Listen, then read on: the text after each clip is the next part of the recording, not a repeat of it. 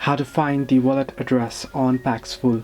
Hello everybody, welcome back to my channel. This is me, Bisnet, and today I'll guide you on how you can find your wallet address on Paxful.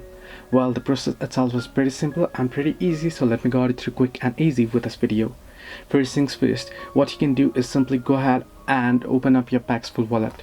Once you open it up, here you shall get an interface somewhat like this. Now you can see there Bitcoin, Ethereum, USDC.